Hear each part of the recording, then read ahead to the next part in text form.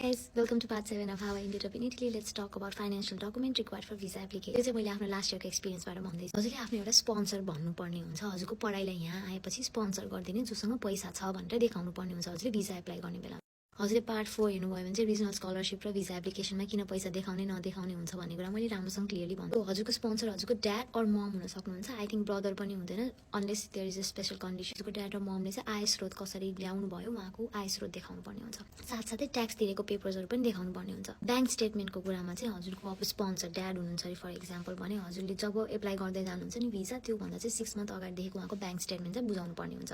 त्यो bank statement चाहिँ पैसा आवत जावत गरेको देखायो त्यो चाहिँ राम्रो हुन्छ। त्यो ब्याङ्क एकाउन्टमा भएको पैसा चाहिँ जस्टिफाई गर्नको लागि उसँग प्रुफहरू हुनु पर्यो कि ट्याक्सहरू तिरेको इफ या घर भाडाहरू आइरहेको छ भने त्यसको ट्याक्स तिरेको बिजनेस छ कि काम छ कि त्यसको कन्ट्र्याक्ट एभ्रिथिङ सबै बुझाउनु भयो भने चाहिँ राम्रो हुन्छ। किनभने मैले त्यही गरेको थिएँ। लोन लिएर आएको भने चाहिँ के लोन लिएर आएको भनेर कन्ट्र्याक्ट देखाउनु पर्यो। लोन चाहिँ तिर्न सक्ने भनेर पेपर्सहरू पनि देखाउनु पर्ने हुन्छ। मैले यो डकुमेन्ट राखिदिन्छु। यो डकुमेन्ट चाहिँ मैले VFSको वेबसाइटबाट पाएको। यो चाहिँ रिक्वायर्ड डकुमेन्ट हो भिजा एप्लिकेसनको लागि। यो चाहिँ हजुरको VFSको वेबसाइटमै छ। मैले त्यो भर्खरै निकालेको हो। यसमा 6079.47 युरोस चाहिँ हजुरको देखाउनु पर्छ भनेर चाहिँ लेखेको छ। त्यसले गर्दा चाहिँ 467.65 युरोस पर मन्थली चाहिँ हजुरको स्पोन्सरले पुऱ्याउन सक्छ भनेर देखाउनलाई। एकै यति देखाउँदा पनि हुन्छ।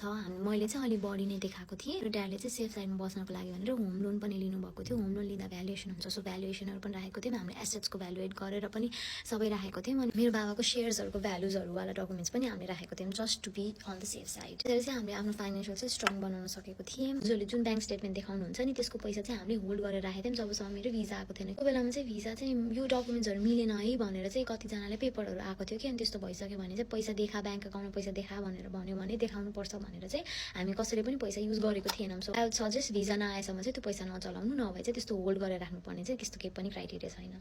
That's it. I hope this help. Comment down if you have any questions. By.